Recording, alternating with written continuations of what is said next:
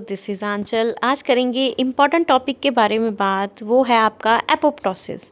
Apoptosis क्या है? आपकी प्रोग्राम्ड सेल डेथ है, जहाँ पे ये एक ऐसी प्रोसेस है हाईली रेगुलेटेड, जो कि क्या करेगी, मेंटेन करेगी टिश्यू की होम्योस्टेसिस को और एलिमिनेट करेगी डैमेज्ड अनवांटेड डिसफंक्शनल सेल्स को विदाउट कॉजिंग एनी इन्फ्लामेशन। अब इंट्रोडक्शन देखें बेटा, तो इंट्रोडक्शन में क्या बता रहे हैं कि बिटवीन 50 to 70 बिलियन सेल्स जो हैं वो हर दिन जो हैं वो ख़त्म होते हैं due to apoptosis in an average human adult. और एक एवरेज चाइल्ड की बात करें 8 से लेके 14 ईयर्स के ओल्ड तक, तो उसमें 20 to 30 बिलियन सेल्स जो हैं वो डाई करते हैं एवरी डे। अब ये जो प्रोसेस है आपकी एपोप्टोसिस, इस टाइम पे जीनोम की फ्रेगमेंट्स होंगी, सेल जो है वो आपका श्रिंक करेगा, ब्रेक होंगी into membrane bound apoptotic bodies जो कि फर्दर फैगोसाइटाइज्ड होंगी। नेक्स्ट देखिए हिस्ट्री। तो हिस्ट्री में क्या देखेंगे कि कार्ल वॉगट 1842 में इन्होंने सबसे पहले डिस्क्राइब किया था एपोप्टोसिस का प्रिंसिपल। वॉल्टर फ्लेमिंग 1845 में इन्होंने क्या किया था, प्रिसाइज डिस्क्रिप्शन दी थी एपोप्टोसिस के बारे में। कर, वाइली और क्यूरी 1972 इन्होंने डिफाइन किया था एपोप्टोसिस को। 2000 में नोबेल प्राइज़ मिला था मेडिसिन में, किसको? सिडनी बर्नर और Robert Horvitz and John E Sulston for genes, जो कि क्या करती हैं, कंट्रोल करती हैं किसको? एपोप्टोसिस को। अब नेक्स्ट देखें आपके मॉर्फोलॉजिकल चेंजेस के बारे में बात करें तो एपोप्टोसिस कैसी है बेटा? एक प्रोग्राम्ड सेल डेथ है जो कि कैटेगराइज होगी फर्दर स्पेसिफिक मॉर्फोलॉजिकल चेंजेस की वजह से, जो कि ऑर्डरली मैनर में हमें मिलते हैं। पहले हम देखेंगे कि पहला कैसा है आपका, नॉर्मल सेल है जो कि हेल्दी सेल है, इंटैक्ट मेम्ब्रेन है, न्यूक्लियस है और ऑर्गेनेलीज हैं। फिर क्या होगा, सेल आपका जो सेल है वो श्रिंकेज करेगा, आपकी क्रोमेटिन जो है वो कंडेंसेशन शो करेंगे। यहाँ पे सेल जो है वो श्रिंक कर रहा है, क्रोमेटिन्स कंडेंस हो रहे हैं अलोंग दी न्यूक्लियर मेम्ब्रेन। फिर फर्दर क्या होगा कि आपकी जो प्लाज्मा मेम्ब्रेन है वो ब्लेब्स की फर्दर प्रोजेक्शंस की क्या करता है, फॉर्मेशन करता है। फोर्थ पॉइंट में क्या होगा कि आपका जो न्यूक्लियस है वो कोलैप्स कर जाएगा और ब्लेबिंग होगी फर्दर आपकी मेम्ब्रेन की।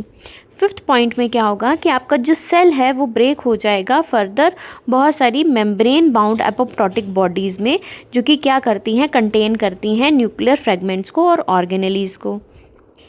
नेक्स्ट पॉइंट में क्या हो रहा है कि एपोप्टोटिक बॉडीज़ जो हैं उनको रिकॉग्नाइज कर लिया जाएगा और एनगल्फ किया जाएगा फर्दर फैगोसाइटिक सेल से, मैक्रोफेजेस से, और उनको क्या कर दिया जाएगा, फर्दर डिग्रेड कर दिया जाएगा। अब यहाँ पे की पॉइंट्स देखें तो ये क्या है, ये एक ऑर्डरली मैनर में होती है आपकी प्रोसेस एपोप्टोसिस, एनर्जी डिपेंडेंट है, सेल मेम्ब्रेन जो है वो इंटैक्ट रहती है ड्यूरिंग द प्रोसेस, कोई भी इन्फ्लामेशन नहीं होती है, सेलुलर कंटेंट्स जो हैं वो बिल्कुल भी बाहर रिलीज आउट नहीं होते हैं। एपोप्टोटिक बॉडीज़ जो हैं उनको रिमूव कर दिया जाता है by phagocytes without causing any tissue damage. अब नेक्स्ट देखिए आप, नेक्रोसिस वर्सेस एपोप्टोसिस। तो एपोप्टोसिस में पहला फीचर देखेंगे नेचर, तो ये कैसा है, फंक्शनल फॉर्म है सेल डेथ का। नेक्रोसिस कैसी है, एक्सीडेंटल फॉर्म है सेल डेथ की। कंडीशंस, कौन सी कंडीशंस के अंदर आएगी आपकी एपोप्टोसिस? अंडर फिजियोलॉजिकल कंडीशंस, और नेक्रोसिस अंडर पैथोलॉजिकल कंडीशंस।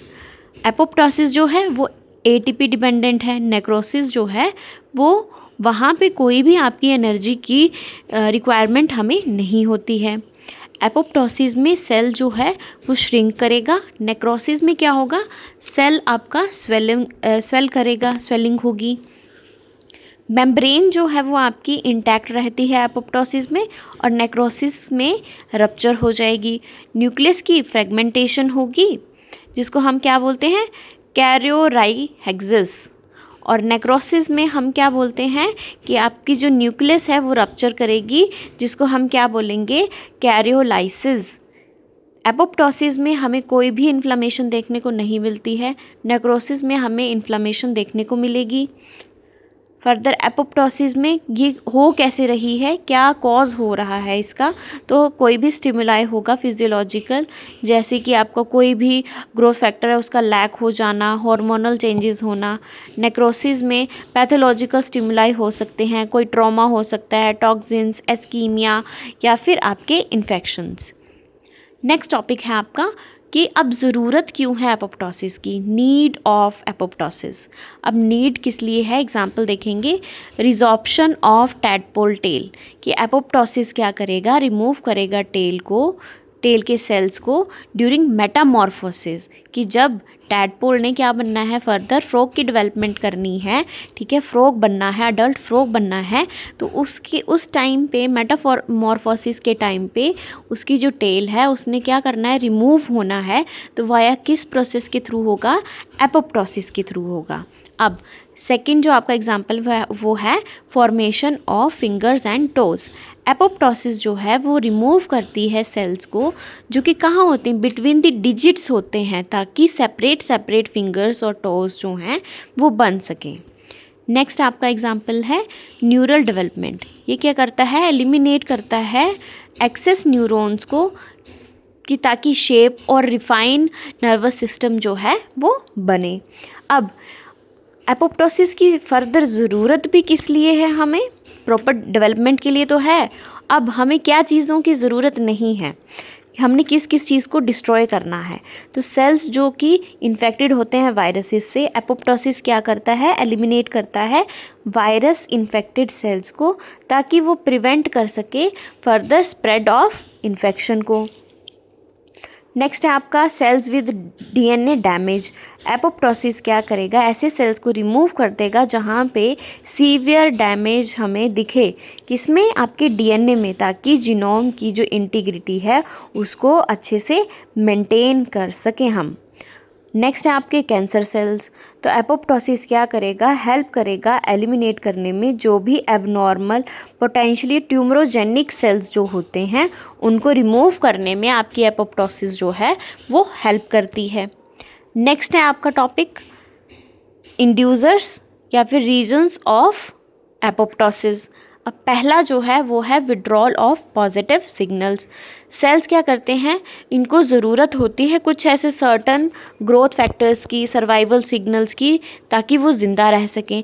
पर जब ये सिग्नल्स विड्रॉ हो जाते हैं तो एपोप्टोसिस जो है वो ट्रिगर हो जाती है। इसमें एग्जांपल्स आएंगे आपके ग्रोथ फैक्टर्स और इंटरल्यूकिन 2 IL-2। नेक्स्ट है आपका point receipt of negative signals.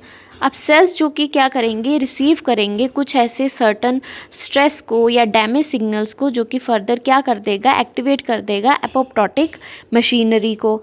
इसमें एग्जांपल आएगा आपका इंक्रीज्ड ऑक्सीडेंट्स ROS, जिसको हम क्या बोलते हैं, रिएक्टिव ऑक्सीजन स्पीशीज़, अगर डीएनए में डैमेज है।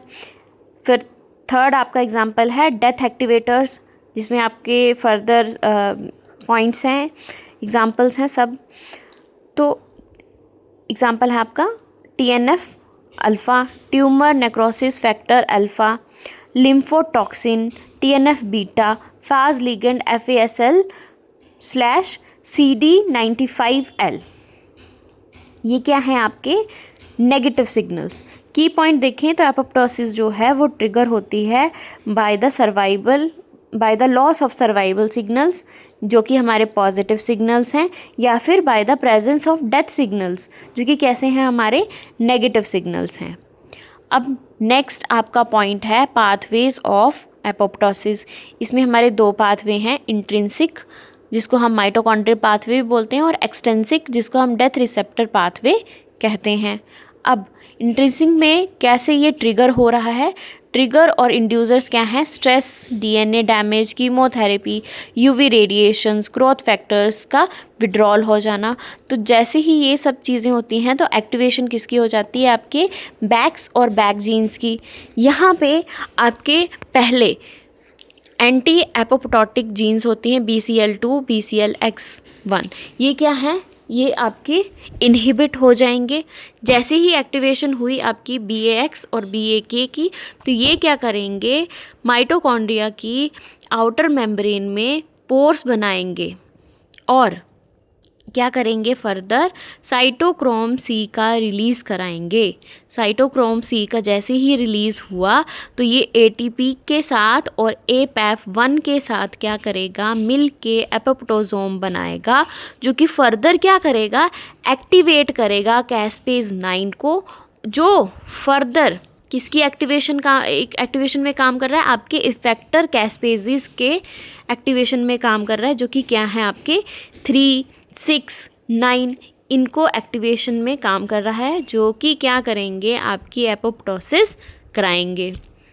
अब एक्सट्रिंसिक और डेथ रिसेप्टर पाथवे में क्या आपके ट्रिगर्स और इंड्यूसर्स हैं, डेथ लिगेंड्स, जैसे कि FASL, TNF alpha, APO3L, APO2L, ये क्या है, आपके लिगेंड्स हैं। डेथ रिसेप्टर क्या आएगा, FAS, FAS, TNFR, DR3, DR4 और DR5, ये क्या करेंगे, ये डिस्क की फॉर्मेशन करेंगे। डिस्क का कहने का मतलब है डेथ इंड्यूसिंग सिग्नल कम्प्लेक्स। क्या है ये, डेथ इंड्यूसिंग सिग्नलिंग कम्प्लेक्स। ये क्या करेगा, ये फर्दर इनिशिएटर कैस्पेज 8 और 10 को क्या करेगा, एक्टिवेट करेगा, जो कि फर्दर इफेक्टर कैस्पेजेस 3, 6, 7 को एक्टिवेट करेगा और एपोप्टोसिस करवाएगा। अब यहाँ पे आप देख रहे होंगे कि यहाँ पे हम थोड़ा बहुत इंटरकनेक्शन दिखा रहे हैं इनिशिएटर कैस्पेज 9 और इनिशिएटर कैस्पेज 8 और 10 के साथ। वो इसलिए दिखा रहे हैं बेटा कि यहाँ पे हमारे पास जो कैस्पेज 8 है ये क्या करता है, बिड को क्लीव कर देता है टी बिड में, और टी बिड जो है फर्दर इंटरकनेक्शन में हेल्प करता है किसकी, इंट्रिंसिक पाथवे को किसके साथ जोड़ने में, एक्सट्रिंसिक पाथवे के साथ। समझे आप कि क्या कर रहा है कि आपका जो कैस्पेज 8 है वो किसको क्लीव कर रहा है, बिड को क्लीव कर रहा है इनटू टी बिड, जो कि फर्दर क्या करेगा, आपके एक्सट्रिंसिक पाथवे को इंट्रिंसिक पाथवे के साथ इंटरकनेक्ट करेगा और एपोप्टोसिस जो है वो होगी। अब की पॉइंट्स इसमें देखें तो इंट्रिंसिक पाथवे जो है वो रेगुलेट होती है बाय BCL2 फैमिली प्रोटीन्स और माइटोकॉन्ड्रिया से, और एक्सट्रिंसिक पाथवे जो है वो ट्रिगर होती है बाय डेथ रिसेप्टर्स, जो कि कहाँ होंगे, आपके सेल के सरफेस के ऊपर होते हैं। अब ये जो पाथवे हैं इनका जो कवरेज है वो हम किन इफेक्टर कैस्पेजिस के साथ में देखते हैं, 3, 6, 7, जो कि फर्दर क्या करेंगे, सेल की डेथ को कंट्रोल करते हैं, जिसको हम क्या बोलते हैं, एपोप्टोसिस। अब कैस्पेजिस देखें तो कैस्पेजिस क्या हैं, आपके सिस्टीन एस्पार्टेट स्पेसिफिक प्रोटीएसिस, जो कि सिंथेसाइज्ड होते हैं एज इनएक्टिव प्रोकैस्पेजिस। ये कैसे हैं, ये मेजर एग्जीक्यूटर्स हैं एपोप्टोसिस के लिए। क्या करेंगे, क्लीव करेंगे सबस्ट्रेट्स को after aspartic amino acid D using cysteine in active site, कि एक्टिव साइट होनी चाहिए, सिस्टीन जो है इनकी एक्टिव साइट में होना चाहिए। और कहाँ पे क्लीव करेंगे, जहाँ पे एस्पार्टिक एसिड जो होगा आपका एस्पार्टिक अमाइनो एसिड होगा। ठीक है, अब नेक्स्ट देखेंगे कैस्पेज का स्ट्रक्चर। तो हमारे पास क्या है, प्रो डोमेन है एक हमारे पास लार्ज सब यूनिट है और दूसरी है हमारे पास स्मॉल सब यूनिट। तो यहाँ पे हम देख सकते हैं कि प्रो डोमेन के आगे हमारे पास क्या है, आपका एस्पार्टिक अमाइनो एसिड है, और लास्ट में भी क्या है, आपका जो लार्ज सब यूनिट है उसके एंड में भी क्या है, एस्पार्टिक अमाइनो एसिड है। अब प्रो डोमेन के आगे हमारे पास क्या होगा, एन टर्मिनस होगा, और स्मॉल यूनिट के सब यूनिट के एंड में क्या होगा, हमारे पास सी टर्मिनल होगा। अब टाइप्स ऑफ कैस्पेजिस देखें तो इनिशिएटर कैस्पेजिस होंगे, जो कि क्या करेंगे, एक्टिवेट करेंगे डाउन स्ट्रीम इफेक्टर कैस्पेजिस को, जिसमें कि हमारे कैस्पेज आएंगे 2, 8, 9, 10, और इफेक्टर कैस्पेसीज में आएगा, जो कि क्या करेंगे, एपोप्टोसिस करवाएंगे। ताकि क्या करें, वो कैसे कर सकते हैं एपोप्टोसिस, क्योंकि ये क्या करेंगे, टारगेट प्रोटीन्स को क्लीव करेंगे। इसमें कैस्पेसीज आएंगे आपके 3, 6, 7 और 14। नेक्स्ट है आपका point, role of caspases in apoptosis. ये क्या करेगा, कट ऑफ कर देगा कॉन्टैक्ट को विद सराउंडिंग सेल्स, रीऑर्गेनाइज करेगा साइटोस्केलेटन को, शट डाउन कर देगा डीएनए की रेप्लिकेशन को और रिपेयर को, इंटरप्ट करेगा स्प्लाइसिंग को, डिस्ट्रॉय करेगा डीएनए को, डिसरप्ट करेगा न्यूक्लियर के स्ट्रक्चर को, और इंड्यूस करेगा सेल सिग्नल्स को फर्दर फैगोसाइटोसिस के लिए, और डिसइंटीग्रेट करेगा सेल्स को इनटू एपोप्टोटिक बॉडीज़। अब नेक्स्ट आपका पॉइंट देखेंगे तो इसमें आपका है disorders due to decreased apoptosis, कि ऐसे डिसऑर्डर्स जो कि कैसे होंगे, जब एपोप्टोसिस जो है वो कम होगी, एपोप्टोसिस कम होगी तो सेल का जो सर्वाइवल है वो कैसा होगा, ज़्यादा होगा। तो इसमें आपका फर्स्ट एग्जांपल है कैंसर, जिसमें कि आपके आएंगे colorectal, glioma, liver, lymphoid malignancies, neuroblastoma, prostate, follicular lymphomas, carcinomas with P53 mutations. Second है आपका auto immune disorders, myasthenia gravis, SLE, ये क्या है आपके ऑटो इम्यून डिसऑर्डर्स हैं। थर्ड है आपका inflammatory disease, bronchial asthma, IBD, pulmonary inflammation.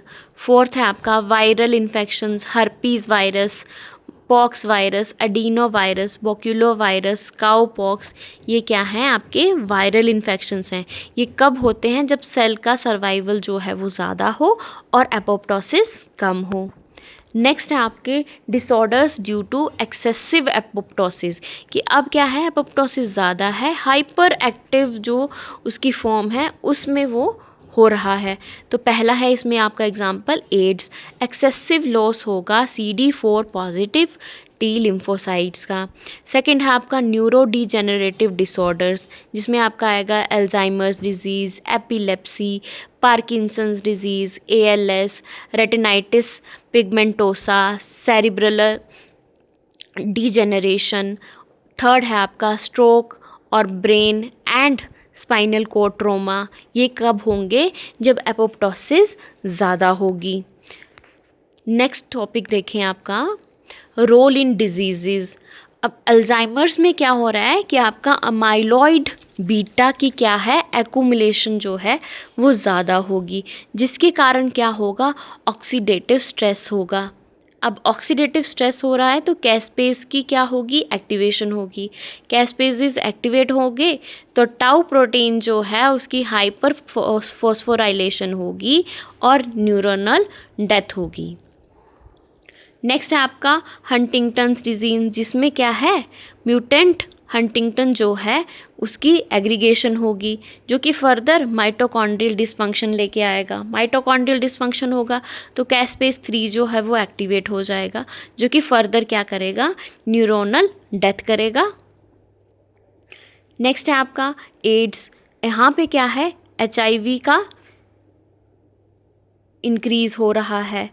फैज़ और फैज़ L जो है ये क्या करेंगे, कैस्पेस को एक्टिवेट करेंगे और एपोप्टोसिस होगी of CD4 positive T sales की।